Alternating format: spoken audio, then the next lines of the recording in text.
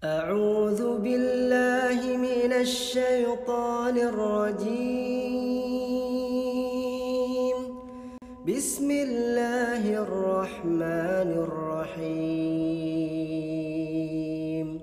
لا إله إلا هو العزيز الحكيم إن الدين عند الله الإسلام. Keinginan saya sendiri gitu kan. Terus kenapa kamu bisa goyang cuma karena doktrin seperti itu tentang Tritunggal tadi yang saya bahas. Terus ya karena saya ada pegangan. Saya bilang kan di situ ada tertulis di Al-Qur'an di surat Al-Ikhlas tepatnya. Baik. Lam yalid walam yulad walam yakul lahu kufuwan ahad. Baik. Allah itu tidak beranak dan tidak diperanakan. Sedangkan kembali saya katakan Yesus itu dilahirkan dari rahim Maryam, seorang manusia, ya kan? Baik. Dan itu prosesnya dilahirkan. Kenapa harus didebatkan lagi? Kalau memang Mbak ngerasa lebih tahu dari saya, coba Mbak baca surat Al-Quran mana yang bisa bikin saya balik lagi ke sana. Oh, Masya Allah. Bismillahirrahmanirrahim. Ya ayyuhalladzina amanu udkhulu fis silmi kaffah.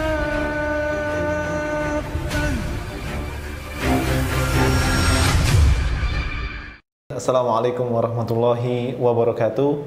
Alhamdulillah, sahabat ngaji cerdas yang insya Allah dirahmati Allah Subhanahu Wa Taala, balik lagi bersama saya dan Fatih 1453 tentunya di channel YouTube Ngaji Cerdas yang insya Allah akan mencerdaskan umat bagi mereka yang mau berpikir tentunya. Masya Allah. Alhamdulillah, pada kesempatan yang mulia ini saya sedang bersama dengan narasumber yang Masya Allah kita sudah berjumpa kembali. Masya Allah. Assalamualaikum Mas Mizu ya. Masya Allah ya. Masya Allah. Panggilannya Mas Mizu ya. Iya. Masya Allah. Beliau ini adalah seorang yang bisa dibilang hijrah ya dari agama yang selain Islam dan ke Islam gitu. Kalau boleh tahu agamanya dulunya apa ya?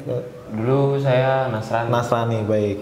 Nanti akan kita tanya-tanya bagaimana kisah hijrahnya kepada Mas Mizu nih.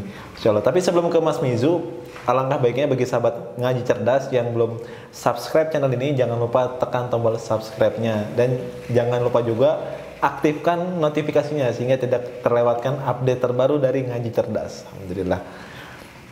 Mas Mizu, sebelum ke kisah hijrahnya nih Mas Mizu, saya pengen tahu dulu lebih dalam tentang biografi Mas Mizu, dari nama, asal gitu, dan kemudian anak keberapa dan seterusnya. Monggo Mas Mizu. Iya. Untuk nama asli saya Julius Roy Salomo Wau. Oh, Wau ada Wau Iya, apa ya? itu marga. Oh, marga. Kebetulan saya sendiri suku Nias. Oh, Nias. Iya. Terus setelah mualaf saya diberi nama Ustadz Muhammad Izzuddin. Izzuddin. Iya. Dari Muhammad Izzuddin itu menjadi Mizu. Masya Allah. Di kalangan teman-teman. Masya Allah. Oke. Keluarga juga asli Nias semuanya. Iya, asli semuanya Nias. Masya Allah. Udah berapa tahun menjadi seorang mualaf Mas Mizu? Udah dari 2019 sih. 2019 ya. Udah berapa tahun ya? 2 tahun ya? 2 tahun. Baik, Masya Allah. Dulu agamanya Kristen aja, apa ada Katolik atau yang lain? Kalau saya sendiri karismatik. Karismatik? Iya. Boleh jelaskan nggak karismatiknya? Untuk karismatik sendiri itu hampir sama lebih ke Protestannya sih daripada gitu. Katoliknya gitu. Bedanya di situ aja sih. Baik. Mas Mizu, di Kristen karismatik yang Mas Mizu sebutkan, seberapa aktif Mas Mizu di agama Kristen pada saat itu? Ya, saya cukup aktif di sana. Di gereja dulu saya pelayanan. Oh. beberapa kali saya juga udah sempat khotbah, ikut apa ya, kelas-kelas sekolah minggu, saya khotbahin anak-anak gitu. Saya juga pelayanan di musik, pernah juga jadi singer, bahkan sampai jadi MC gitu. MC. Iya. Masya Allah. Baik Mas Mizu, artinya memang cukup aktif lah ya, Iya, bisa cukup disebutkan ya. So, dan mungkin juga warga juga mungkin cukup aktif juga bisa Iya. dibilang. Baik Mas Mizu. Nah kita mau tahu nih kisah hijrahnya Mas Mizu, bagaimana kisahnya nih? Monggo Mas Mizu. Masya Allah. Itu diawali sekitar tahun 2017. Waktu itu setelah lulus SMA, saya kuliah. Itu dapat beasiswa untuk kuliah di suatu lembaga Kristen. Dan itu kuliah keagamaan. Waktu itu ada dua, antara teologi murni dan PAK. Dan saya ngambil PAK-nya. PAK itu pendidikan. Jadi memang saya juga cita-cita dari kecil pengen jadi guru. Oh, oke. Kadang-kadang juga guru saya gurui gitu. Oh, Masya Allah. Iya. Untuk mulai ada pergerakan gitu ya. Jadi awalnya tuh di akhir semester nih, saya tuh ada materi kuliah tentang perbandingan agama. Di situ saya di akhir materi itu saya ketemu Kristologi. Setelah melewati Hinduisme, Budaisme, sama Islamologi, saya masuk di Kristologi. Islamologi pernah sempat juga belajar. Iya, sempat belajar juga di situ gitu. Jadi di Kristologi itu ada yang bikin saya bimbang, kepikiran terus, itu tentang Trinitas atau lebih dikenal sih Tritunggal. Tritunggal. Gitu. Baik. Nah, di situ saya bertanya-tanya, kenapa sih harus Tuhan itu kenapa harus ada tiga, kenapa nggak satu aja gitu. Terus nggak tahu, kalau kata ustadz saya yang bawa saya syahadat, kemungkinan itu salah satu hidayahnya gitu. Oh, iya. Jadi saya kayak iseng buka lagi buku, soalnya seingat saya pernah dapetin tuh di buku pelajaran Islamologi. Itu ada apa ya, filosofi. Jadi kami juga di Islamologi itu ada filsafat Islamnya.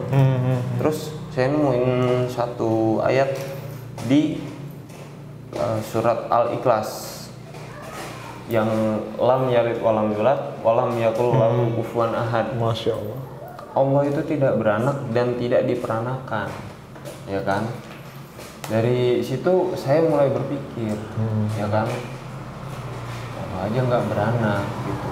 Sedangkan kebingungan yang selama ini kita yakini gitu kan, Oke. itu lahir dari rahim seorang manusia, Baik. ya kan? Terus di situ mulai ada perdebatan gitu kan. Saya juga dari situ mulai kalau diajak pelayanan, ayo singer yuk, yang lain aja dulu. Oh, udah mulai ini ya, Iya. mulai apa namanya, kendor. Iya. Jadi ngerasa apa ya, mau nyari tahu dulu dah gitu. Mau nyari tahu lebih dalam lagi. Oke. Apa-apanya sih yang kurang dari ini gitu. Jadi kayak lagi nyusun puzzle lah. Baik. Ini kayaknya belum lengkap ini. Masya Allah. Jadi saya cari tahu lagi. Dan itu juga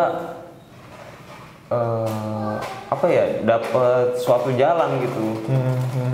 Di semester akhir saya nggak bisa ngelanjutin karena almarhum papa kebetulan sakit. Saya harus pulang.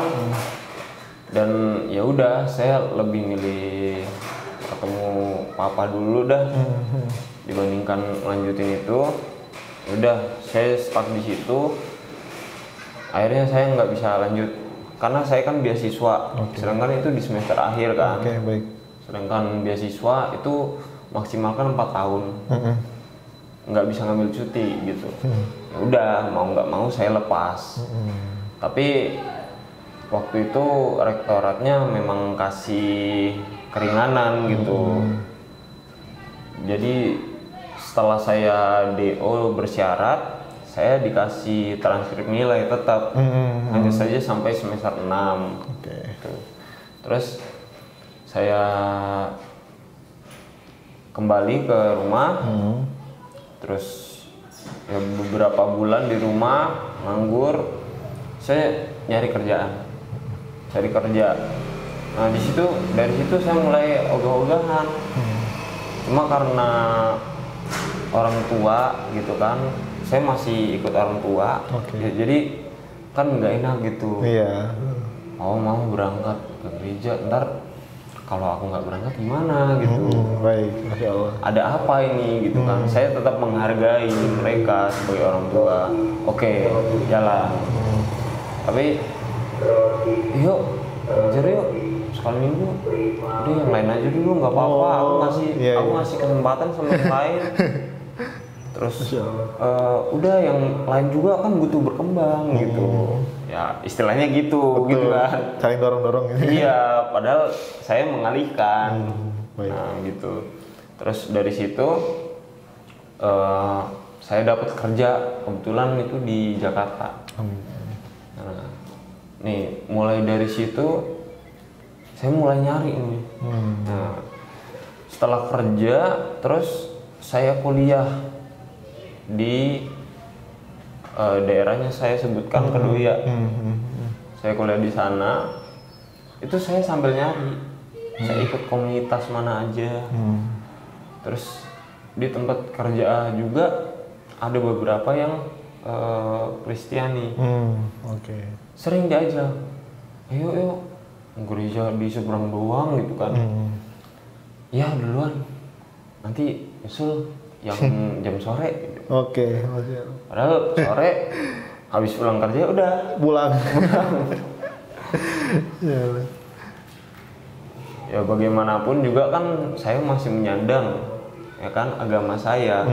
Walaupun mulai tidak saya yakini gitu. Oke, iya, udah mulai ngerasa ragu ya. Iya, di situ saya goyang kan, terus saya cari, ngumpul terus di komunitas, saya tanya-tanya segala macem gitu kan. Terus di titik akhir itu saya waktu ada bukber. Oke. Waktu ada bukber di kampus, itu kan kalau bukber kan biasanya komunitasnya Islam kan. Betul, pasti. Nah, karena saya sering bergabung di situ, saya juga sebenarnya orang yang di balik layar. Oke. Hobinya pegang-pegang kamera. Fotografer. Iya. Jadi karena mereka tahulah skill saya cukup ada, cukup pengalaman, jadi mereka mencoba mempercayakan kepada saya. Udah dipercayain, saya di situ ketemu sama seorang teman. Teman itu apa ya? Bantu saya lah istilahnya. Iya. Mungkin kalau saya nggak ketemu dia, oh kita nggak kenal Mas Adam. Masya Allah, Masya Allah. Iya betul. Kita nggak bakal kenal. Dan mungkin nggak masuk Islam juga mungkin ya, bisa jadi. Bisa jadi. Nah, waktu itu tuh saya ketemu itu waktu bukber, ngobrol sama dia, dan waktu itu temen saya itu orangnya welcome gitu loh. Mau bahas apa aja ayo gitu, selama nggak nyinggung terlalu dalam. Oke. Akhirnya saya tahu juga latar belakang dia juga ternyata pernah ikut di suatu lembaga dakwah. Iya. Jadi cukup pengalaman nih. Ya. Pasti tahu banyak ini. Ya, itu kesempatan saya gitu. Mau nanya-nanya gitu Iya. ya. Oke. Ya, kalau ngikutin channel YouTube-nya kan Ngaji Cerdas. Masya Allah.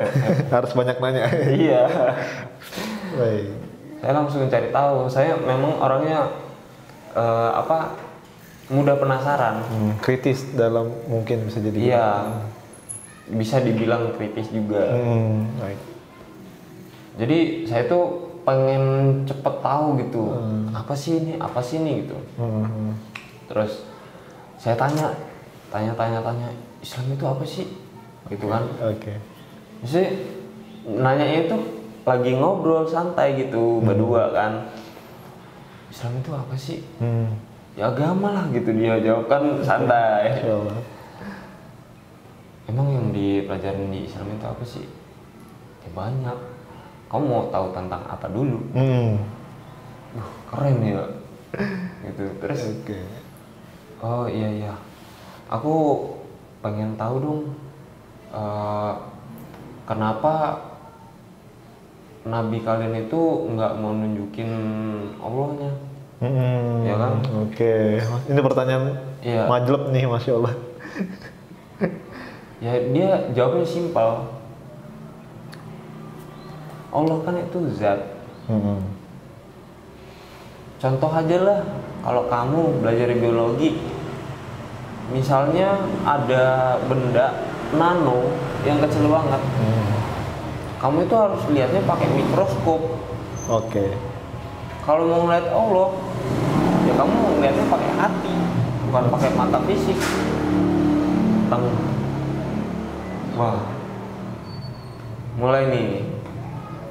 Terus saya tanya terus, kulik terus, dan alhamdulillahnya dia tuh jawab santai tapi ngebimbing, gitu kan. Terus saya mulai banyak belajar, terus lama-lama dia penasaran juga mungkin kan. Oke, baik. Karena kami ngobrolnya tuh nggak di tempat itu doang, dilanjut dengan chat, hampir setiap hari gitu, intens. Saya tanya, terus di situ dia selalu jawab. Tapi memang ada beberapa pengetahuan yang dia belum sampai, dia nggak berani jawab. Oke, iya. Karena takut salah jawab. Iya, mungkin. salah jawab gitu kan. Soalnya pertanggungjawabannya juga berat. Baik. Nah, di situ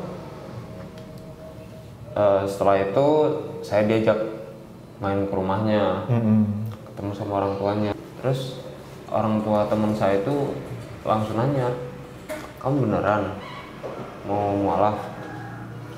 Iya. Masya Allah. Terus tahan dulu, dia nggak langsung. Oh, nggak langsung setujuin? Iya, nggak langsung iyain. Tunggu dulu. Kamu cari tahu dulu. Lurusin niat dulu. Baik, oke. Iya, dia orang tuanya itu nggak langsung. Oh oke ayo. Itu enggak. Soalnya itu lebih ngasih ke pelajaran ke aku sih. Soalnya kan agama itu tidak dipaksakan. Betul, logisnya begitu harusnya. Terus stop, tahan dulu, kamu lurusin niat dulu. Ada nggak teman atau saudaramu yang udah mualaf duluan? Aku mikir kan. Terus kalau ada, kamu cari tahu aja dulu. Nah, dari situ saya pulang, sampai di kontrakan mikir, karena saya kontrakan sendiri. Oke. Jadi lebih suka suasana tenang sih sebenarnya. Jadi berpikir atau gimana itu lebih lempeng lah. Terus di situ saya mikir siapa ya. Tek, ingat ada saudara saya, kakak saya itu sudah mualaf lebih dulu dari saya. Masya Allah. Nanti ada kejadian lucu sebenarnya. Oke. Gimana nih? Terus karena kan saya sambil bekerja waktu itu jadi kurir, lagi nganter barang, kepikiran terus kapan ya bisa nelpon ya. Karena memang semenjak dia mualaf itu ada gap di antara dia dengan keluarga. Jadi keluarga kami yang chatting dia atau telepon dia tuh kayak dia kayak ngasih jarak gitu. Nah dari situ saya coba cek dulu dah, takutnya langsung nelpon nggak enak. Betul, Masya Allah. Kak lagi sibuk nggak? Oh enggak, dia lagi libur. Kakak kosong nggak? Aku boleh nelpon? Iya boleh. Oke. Ntar sore aku telepon ya pulang kerja. Ya. Ini saking saya nggak sabarnya. Oke. Pulang dari tempat kerja itu saya masih sempet berhenti di pom. Itu langsung saya telepon, nggak nunggu di kontrakan. Masya Allah. Langsung saya telepon. Halo kak, iya. Kenapa dek? Karena saya orangnya to the point ya, jadi langsung bilang aja, kak, saya mau mualaf. Apa tanggapannya? Oke. Teleponnya langsung dimatiin. Waduh. Saya juga bingung. Kenapa? Waduh. Oke. Apa terlalu Cepet ya? Iya, oke. Aduh. Akhirnya saya telepon lagi. Kakak bilang, Dek, kamu beneran tadi nggak salah ngomong? Iya kak. Kamu tahu resikonya? Ya kalau resiko sih bisa ditanggung. Semua hal pasti ada resikonya kan. Baik. Terus aku bilang sama kakak kenapa kemarin mualaf? Ya kakak cerita gini itu semacam kan. Terus setelah itu saya minta tolong sama kakak kalau ada orang yang mungkin bisa ngebimbing saya, istilahnya biar niat saya udah lurus, dikasih jalannya juga lurus. Baik. Gitu kan. Jadi masuk pun dibimbing bener gitu, nggak asal masuk udah selesai. Baik. Nah terus saya itu ketemu sama temannya kakak. Waktu itu pernah satu pengajian waktu kakak udah mualaf. Terus saya ngajak teman saya itu ketemu karena temannya kakak ini cewek. Baik, oke. Nah, jadi nggak enak dong. Terus saya ngajak teman ketemu waktu itu di sebuah taman. Nah, di situ ngobrol. Oh kalau mau ini ketemu ini gitu kan. Nah dari situ saya dikasih kontak seorang ustadz. Oke. Nah akhirnya saya pengen nih ketemuin ustadz ini. Saya berangkat ke sana ketemu ustadznya, cuma ditanyain, kamu gimana bisa ada niat kayak gini? Oh gitu kan. Terus iya ini saya begini saya ceritain kan yang dari awal itu. Baik. Terus oh yaudah, semua orang coba lurusin niat dulu, cari benar-benar matengin apa yang membuat kamu itu benar-benar punya keteguhan untuk mualaf. Soalnya orang-orang yang selama ini ketemu saya sebelum mualaf, orang-orang Islam ya, yang ketemu saya sebelum mualaf itu semuanya satu pemikiran, takut saat nanti saya masuk Islam terus di tengah perjalanan ternyata saya berbalik lagi gitu. Itu yang mereka takutkan. Makanya selalu ditegaskan luruskan niat, cari tahu, Baik. dalami gitu kan. Nah di situ saya cari tahu terus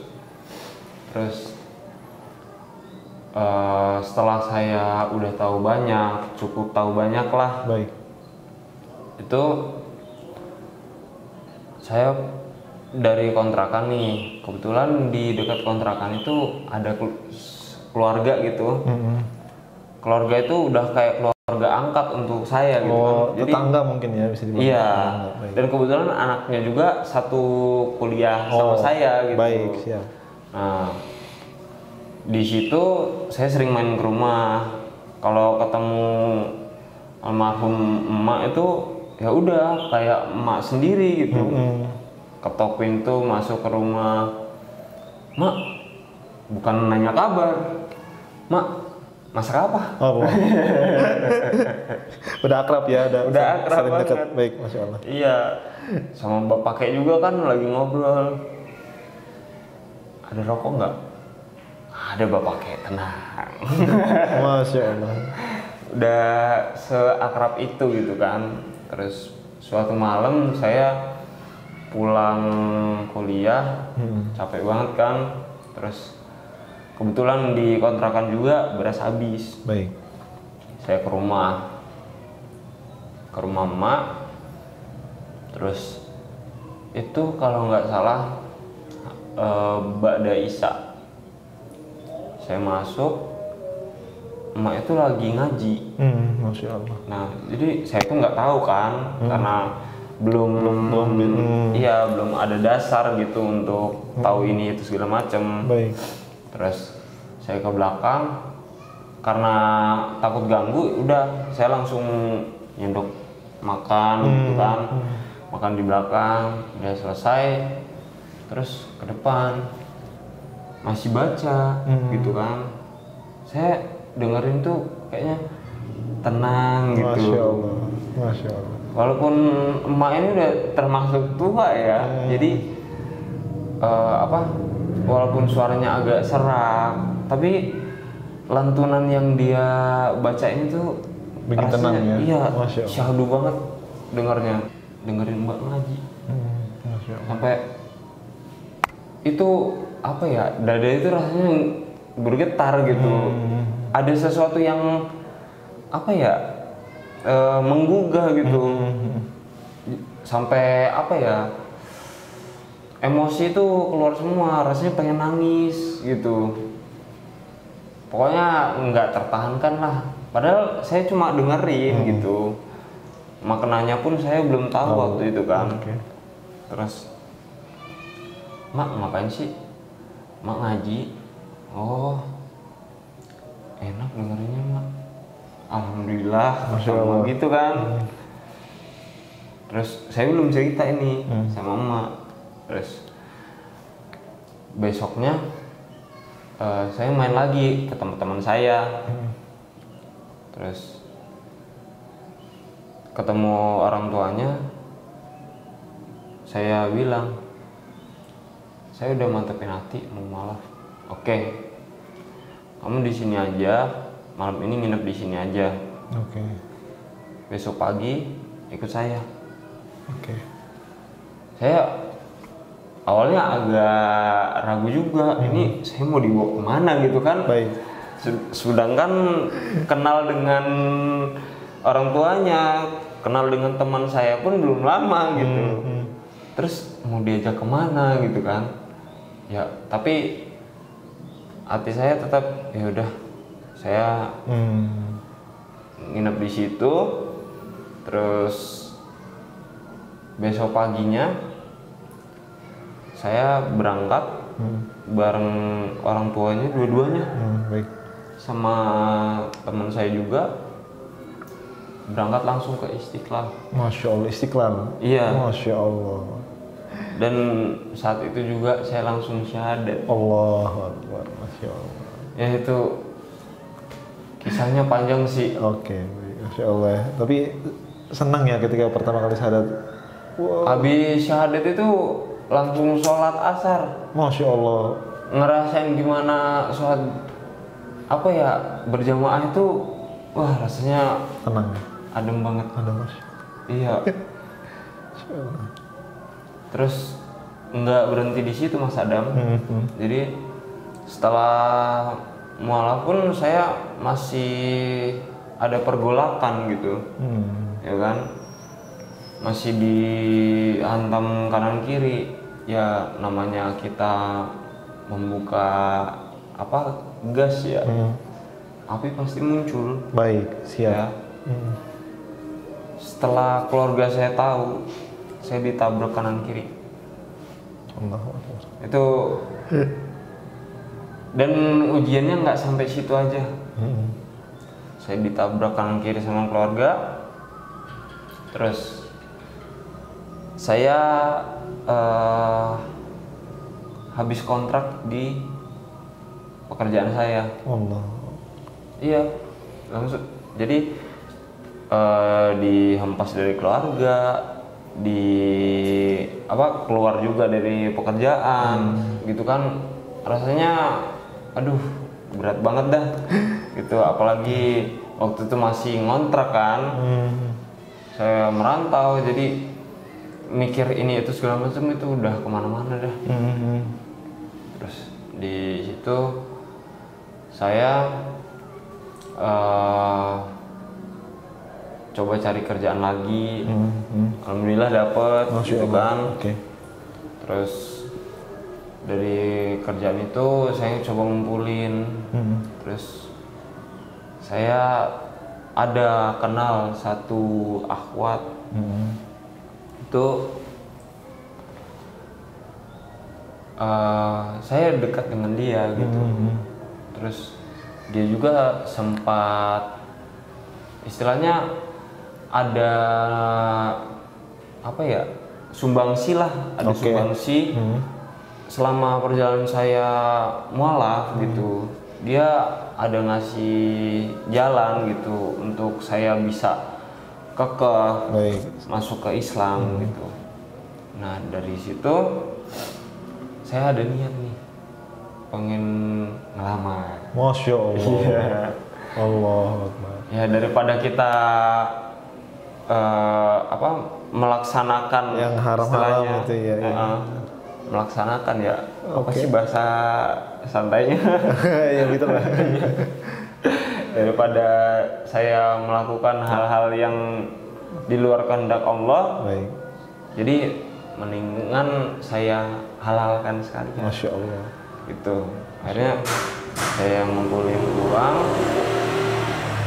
Saya udah ekspektasinya karena dari budaya itu, budaya Indonesia sendiri ya, mikirin belum pesta apa segala macem gitu kan. Masya Allah. Baik. Itu kepikiran banget kan. Terus saya temuin orang tuanya, saya belak-belakan, saya mau ngelamar anak bapak. Alhamdulillah dipermudah. Masya Allah. Nggak ditanya kamu kerja apa segala macam kan.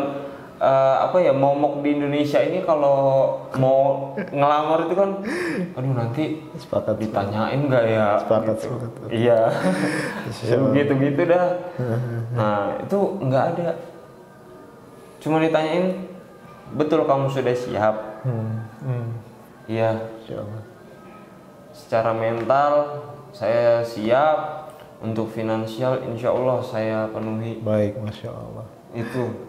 Sampai menikah. Padahal Oke. iya sampai menikah ya. Padahal dalam hati, aduh kerjaan juga belum tetap gitu kan. Masya Allah. Yang penting yakin dulu dah. Masya Allah. Iya. Terus dari itu ya udah nyiapin dokumen. Ternyata nggak semudah yang dibayangkan. Oke, betapa banyak yang ribet-ribetnya. Masya Iya. Allah. Nah di sini nih puncak dari tadi kan saya sempat cerita saya dihempas kanan kiri sama keluarga. Baik. Nah ini puncaknya sih, masuk ke klimaksnya itu saya ngurus dokumen harus pulang. Oh, ke orang tua ya? Iya Oke, betul. oke. Karena ngurus KK, KTP, ya kan, saya harus keluar dari KK yang lama untuk dapetin domisili yang baru. Betul. Karena waktu kami mau nikah juga kan masanya PSBB. Jadi kalau beda wilayah kan ngurus KUA-nya kan susah. Saya niatin pulang. Terus kebetulan ada adik teman saya pengen ke Palembang. Ya udah touring berdua naik motor tua. Ya ngerasain suka duka lah di jalan. Baik. Motor mogok, namanya udah Terus, tua. Baik. Bocor ban beberapa kali, tapi ya dijalanin lah, sabar, bentar lagi nyampe gitu kan. Terus sampai di rumah, ya Masya Allah banget, itu ekspektasi saya yang di luar dugaan. Saya punya pemikiran, justru saya itu suuzon di rumah itu bakal gimana gitu kan. Saya udah mikir negatif sepanjang jalan, udah takut duluan gitu kan. Sampai di rumah, turun dari motor, disambut hangat sama mama. Mama yang awalnya marahnya Nggak ketulungan nih. nggak ada ampun dah. Sampai saya tuh mau dikeluarin dari kakak. Ya padahal ujung-ujungnya keluar dari kakak ya. Ya pasti. Cuma waktu itu betapa sedihnya gitu loh, seorang anak istilahnya kayak dibuang. Pengen dibuang dari kakak itu sedih banget rasanya. Terus saya coba beraniin diri, walaupun ini air mata itu tertahan waktu itu, nggak kuat gitu. Saya tahu sekecewa apa mama, cuma nggak mungkin saya bawa emosional saya keluar gitu. Baik. Ya, jadi ekspektasinya itu di luar dugaan saya. Baik. Saya sampai rumah itu justru disambut hangat sama mama. Masya gitu. Allah. Walaupun secara emosional gitu kan, saya rasanya tuh bener-bener pengen nangis. Ini air mata udah nampung seberapa banyak ini di mata, pengen tumpah rasanya. Allah. Iya. Terus Allah. saya di semalam itu nginep kan. Jadi di hari pertama setelah bermalam di situ, saya diketemuin sama kalau di gereja disebutnya penatua. Penatua, oke. Kalau di masjid itu kayak DKM. Oke, baik. Jadi waktu diketemuin, saya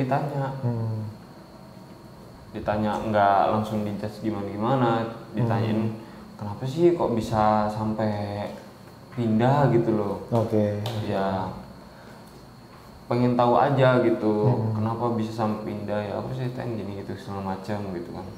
Oh ya udah cuma kayak gitu juga. Nanya hanya pengen tahu, terus udah nggak diperpanjang atau gimana. Terus nanyain kabar, akhirnya berganti topik kan. Baik. Oke, di situ sempet agak kaget juga gitu kan, tiba-tiba setelah datang langsung ditemu sama penatua gitu kan, kenapa gitu. Udah deg-degan juga soalnya saya nggak bawa siapa-siapa, terus nggak kontak siapa-siapa kalau saya pulang. Selain teman saya sama adik teman saya ini yang bawa saya. Terus akhirnya dia berangkat langsung harus ke Palembang kan. Terus saya masih di Lampung. Di hari keduanya itu langsung ditemuin sama senior saya. Baik, Masya Allah. Gimana tuh Senior dia udah S1 teologi, dan dia itu ngambilnya bukan, kalau seperti saya kan ngambilnya PAK, itu lebih mengarah ke pendidikan. Terus kalau dia itu lebih ke teologi murni. Terus di sana ditanyain kan, kalau ini udah beda konteks. Kalau hari pertama cuma ditanyain, baik. Ini hari kedua langsung di-push tap. Oh. Kamu tahu nggak sih gini. Kamu dulu anak pelayanan loh. Kamu aktif pelayanan. Kamu udah benar-benar tahu loh Yesus itu siapa gitu kan. Terus gimana. Saya hanya dengerin. Terus Udah, dia udah ngomong panjang lebar gini gitu segala macem. Udah, dia berhenti. Baik. Saat dia berhenti, saya masuk omongan. Mbak, maaf, saya potong. Baik. Saya milih ini karena keinginan saya sendiri, gitu kan. Terus, kenapa kamu bisa goyang cuma karena doktrin seperti itu tentang Tritunggal tadi yang saya bahas. Terus, ya karena saya ada pegangan. Oke. Saya bilang kan, di situ ada tertulis di Al-Quran, di surat Al-Ikhlas tepatnya. Baik. Lam yalid walam yulad walam yakul lahu kufuwan ahad. Baik. Allah itu tidak beranak dan tidak diperanakan. Sedangkan kembali saya katakan, Yesus itu dilahirkan dari rahim Maryam, seorang manusia, ya kan? Baik. Dan itu prosesnya dilahirkan. Nah, itu saya tetap pegang doktrin itu. Terus dia debat lagi. Saya hanya diam, saya dengerin. Terus satu titik dia bilang, kamu coba baca-baca lagi deh. Kamu cari tahu lagi, di dalam Al-Quran itu ditulis, di situ ada Yesus. Oh gitu, so, dia sampai nyerang gitu? Iya. Allahu Akbar. Oke. Saya balikin. Ya, benar. Mbak benar bilang di Al-Quran ada Yesus. Itu sebagai Isa Al-Masih. Dan di surat Maryam ayat 30 saya ingat itu ditulis Nabi Isa sendiri yang bilang dia itu utusan Allah. Masya Allah. As prophet, as messenger, not God. Oke. Kan gitu. Terus kenapa harus didebatkan lagi? Kalau memang Mbak ngerasa lebih tahu dari saya, coba Mbak baca surat Al-Quran mana yang bisa bikin saya balik lagi ke sana. Oh, Masya Allah. Masya Allah. Dia diam. Oke. Di situ kan kalau memang apa ya, dia cuma untuk doktrin, ya alhamdulillah saya udah ada pegangan gitu loh. Saya juga nggak mau hanya karena emosional terus saya berpindah lagi. Betul. Nah, saya nggak mau ngulangin apa yang udah saya lakukan bertahun-tahun, ya kan? Baik. Terus di situ udah, setelah itu saya berhasil ngurus dokumen. Alhamdulillah. Baik. Walaupun saya ngurus sendiri, nggak dibantuin sama mama, cuma nggak masalah dah, yang penting urusan kelar di sini dulu gitu. Akhirnya setelah selesai semua berkas, adik teman saya udah selesai juga urusan di Palembang, dia balik ke Lampung jemput saya, terus kami langsung berangkat lagi ke Bekasi. Itu di situ lamaran. Terus di situ pun sebenarnya mama itu masih ada unek-unek lah gitu, masih kayak nggak rela gitu. Tapi seiring berjalannya waktu, saya diomong juga sama ayah mertua saya, kamu walaupun bagaimana, mama tetap mama. Dan itu juga sebenarnya sebelum pulang itu saya sempat ngobrol sama mama sama adik, kebetulan ada adik karena dia dinas kan. Terus kami rembukan, terus ngobrol kenapa sih, ya namanya dua-duanya wanita, mama wanita, adik saya juga cewek kan. Jadi dua-duanya pakai emosi, perasaan ya. Iya, jadi emosionalnya itu keluar, mau cerita sambil nangis-nangis, coba inget ini, coba inget almarhum papahmu, gini gitu segala macem, gitu kan. Ingat pesan-pesannya, ya pesan yang baik aku ingat dalam hatiku gitu kan. Cuma aku cuma jawab ke mereka, ya ini udah pilihan abang sendiri gitu. Biar bagaimanapun mama tetap mama, adik tetap adik. Dan setelah pulang dari situ pun saya langsung diomongin kayak gitu juga gitu sama ayah mertua saya. Oh, Masya Allah. Masya Allah. Itu memang apa ya, mungkin kalimat yang cukup menguatkan untuk saya gitu. Iya, karena setelah menikah itu setelah lamaran itu ayah mertua saya itu selalu bilang, jangan sampai putus komunikasi, hubungi terus mama. Masya Allah. Ya kan?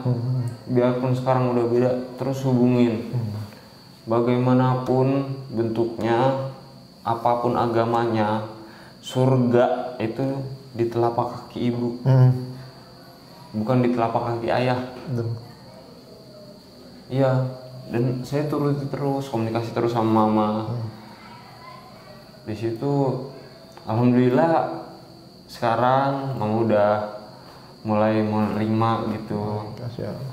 Sekarang hampir setiap hari justru video call sama istri saya. Masya Allah. Yang awalnya benar-benar nolak. Nolak ya? Iya. Awalnya sebenarnya nikah itu nggak direstuin.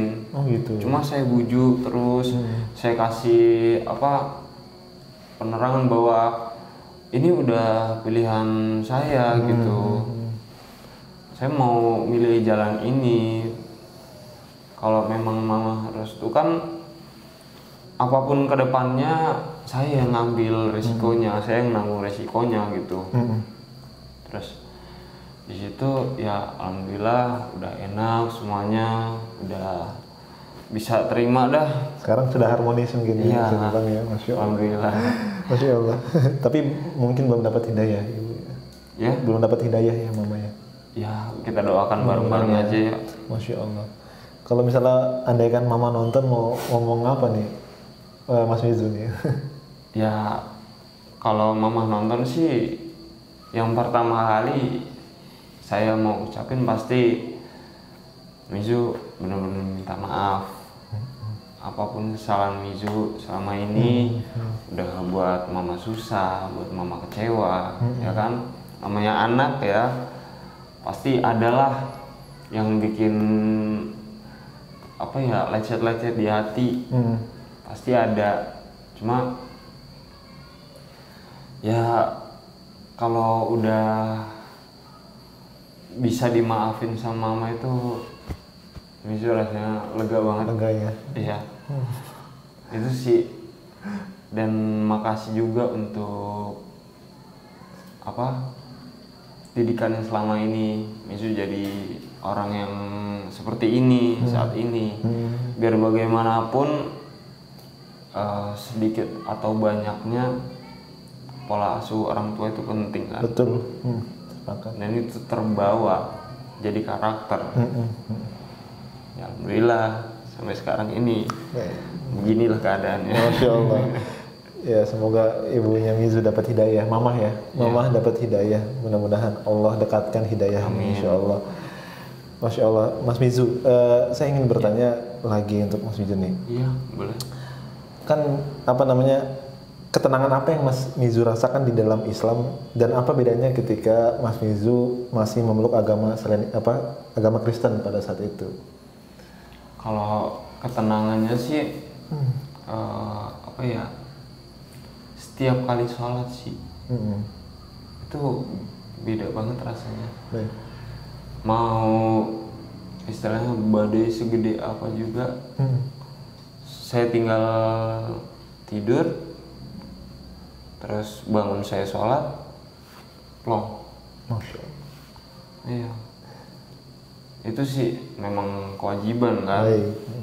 Dan kalau udah itu yang diwajibkan sama Allah itu benar-benar bukan main-main. Karena setiap hal baik yang dikasih sama Allah itu pasti ada makna tersendiri untuk kehidupan kita. Contoh seperti sholat, biarpun sepele, orang lain melihatnya cuma nunduk, berdiri, sujud, ya kan? kalau kita maknai lebih dalam itu luar biasa. Apalagi kalau kita dulu udah nyatu, Baik. bener-bener tenang banget dah. Oke. Insyaallah. Apalagi sholat kita dapat pahala. Setiap kita ruku dan sujud, semua dosa dijatuhkan. Masya Allah. Kalau waktu agama dulu emang nggak ada ketenangan Ya, dalam segi ibadahnya ya? bukan nggak ngerasa tenang sih, cuma nggak ada yang nyampe gitu, rasanya ada stuck gitu. Jadi udah semangat nih beribadah, cuma kayak ada yang kurang, ada apa ya, ada ruang kosong di situ gitu. Kayaknya ada yang nggak keisi. Nah itu justru saya temuin waktu sholat, Oh, Masya Allah. waktu belajar ngaji. Itu justru lebih dapat di situ. Masya Allah. Dan lebih hebatnya lagi, Islam mengatur semuanya ya, dari Iya. tidur sampai tidur lagi diatur. Iya betul. Dan belum tentu kalau di agama yang sebelumnya diatur. Iya. Kan gitu. Nah, ini juga saya jadi ingat kata-kata kakak saya. Baik. Yang tadi saya ceritakan sudah mualaf duluan. Dia sempat bilang kalau kakak sempat nggak mualaf, mungkin nggak tahu pergaulan kakak jadi seperti apa. Masya Allah, iya. Jadi kan benar-benar membentuk. Awalnya saya dengar, oh harus gini gitu. Kayak banyak peraturan, tapi setelah dijalani, oh ternyata ini maknanya ya. Banyak hikmah yang Iya. kasih, Masya Allah. Terus ngomongin soal mualaf, saya juga ada sedikit pesan ya Baik. untuk teman-teman muslim, khususnya muslimin dan muslimah. Jadi saya ada pengalaman cerita tentang ukhti yang mualaf. Itu junior saya di SMP. Baik. Nah, dia itu mualaf. Terus waktu dengar saya mualaf, dia itu langsung chat via Facebook waktu itu. Terus dia tanya, Mas Mizu mualaf ya? Iya, kenapa? Gitu kan. Saya tanya. Terus, oh iya kebetulan saya juga mualaf. Masya Allah, saya dengarnya kan Oke. udah lama gak ketemu, tiba-tiba chat gitu kan. Jadi Islam gitu. Iya, terus apa ya? Karena kan saya ingatnya dia pergi itu ke Pekanbaru gitu kan. Terus pergi ke Pekanbaru, tiba-tiba ngabarin mualaf. Apa selama ini karena saya belum menyatakan di sosial media saya bahwa saya mualaf, mungkin dia masih agak takut untuk membahas itu kan. Baik. Takut menyinggung atau apa. Terus setelah saya mualaf dia baru cerita. Tapi ini salah satu hal yang saya sesali. Dia di sana di Pekanbaru, namanya seorang mualaf kan, pasti perlu bimbingan. Baik. Dia tuh pengen, dia ada niat belajar. Dia lagi belajar, terus malah sama teman-temannya yang muslim. Itu justru diejek gitu kan. Ya Allah. Justru teman-teman kita muslim itu melakukan diskriminasi mental untuk dia. Astagfirullah. Itu yang saya takutkan. No. Nah, jadi pesannya untuk teman-teman sekalian, kalau misalnya ada saudara-saudara kita yang mualaf, itu mohon bimbingannya. Iya. Bukannya kalau bahasa di sini diencengin, Iya, gitu. dinyinyirin. Iya, jangan sampai kayak gitu, karena membantu saudara kita juga itu dapat pahala. Dan itu kok. kewajiban itu. Iya, Masya Allah. itu sih pesan-pesannya. Baik, Masya Allah ya. Ya mungkin dipertekankan lagi untuk kaum muslimin yang dimana dia sudah dari lahir muslim. Maka ketika melihat seorang mualaf ini, ya jangan kemudian diacuhkan kan gitu ya. Iya. Karena ada pesan juga bahwa mualaf ini kan orang yang diampuni dosanya. Bayangin aja kalau kita berbuat baik sama orang yang sudah diampuni dosanya, itu masya Allah sebenarnya. Makanya jangan kayak gitu ya, kalau ketemu mualaf bantu semaksimal mungkin. Kalau nggak bisa bantu ya paling nggak diem lah gitu lah ya. Iya. Oke, paling nggak diem, kalau nggak kasih doa-doa gitu. Masya Allah. Mas Mizu, apa namanya, tadi sudah memberi pesan-pesan masya Allah ya untuk para kaum muslimin dimanapun berada. Mungkin ada mau yang ditambahkan Mas Mizu tentang mungkin pesan-pesan buat mualaf tersendiri gitu. Oh iya. Untuk kalau ngomong kaum agak ini ya, Oke, rasis ya. banget ya. Baik. Untuk para mualaf yang pengalamannya sama atau berbeda dari saya, dimanapun berada, untuk terus meneguhkan hati, itu terus cari, jangan berhenti. Yang utama itu sholat, itu jangan ditinggalin. Sepakat. Soalnya itu salah satu yang justru membimbing kita. Coba aja dah, walaupun belum hafal banyak, ya jujur saja saya juga belum hafal banyak surat pendek. Baik. Tapi saya nyoba terus gitu kan, walaupun beberapa kali bolong, ya kan, dalam sehari. Cuma tetap aja, kalau udah niat itu jangan ditunda. Dengar azan, wah ntar dulu dah, masih bisa jam segini, jangan. Oke. Lebih baik langsung dikerjakan. Terus satu hal lagi yang bisa bikin kita lebih dekat lagi itu, walaupun kita seorang mualaf, ya kan, kita harus terus beramal. Betul. Masya Allah. Sedekah 1.000 2.000 untuk kita sepele, untuk yang lain itu bisa berharga banget. Itu sih yang bisa saya sampaikan. Masya Allah. Ya mungkin itu bisa jadi apa namanya pesan juga buat kita juga nih, tim ngaji cerdas gitu kan ya. Masya Allah, tabarakallah. Kalau saya bisa simpulkan untuk kisahnya Mas Mizu ya, Masya Allah ya. Dari kemudian orang yang sempat aktif juga ya di Kristen ya, sempat juga apa namanya mengikuti beberapa kegiatan, bahkan mungkin bisa dibilang taat pada saat itu ya, taat dalam Kristen ya. Tapi karena memang Mas Mizu menggunakan akalnya berpikir gitu kan ya, terkait dengan Tritunggal gitu kan, dan itu saya rasa memang normal Mas, karena memang nggak masuk akal ya Tritunggal. Masya Allah, dari kritis itu pertanyaannya sehingga menjadi seorang mualaf karena surat Al-Quran, Masya Allah ya. Al-Ikhlas, Masya Allah.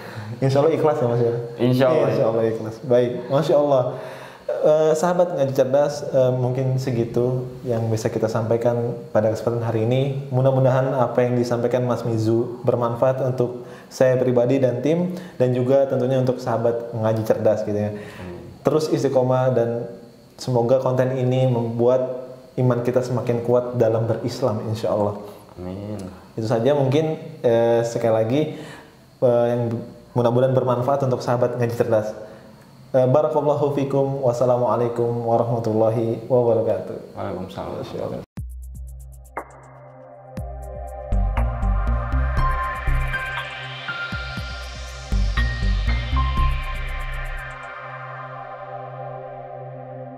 Syukran jazakallahu khair.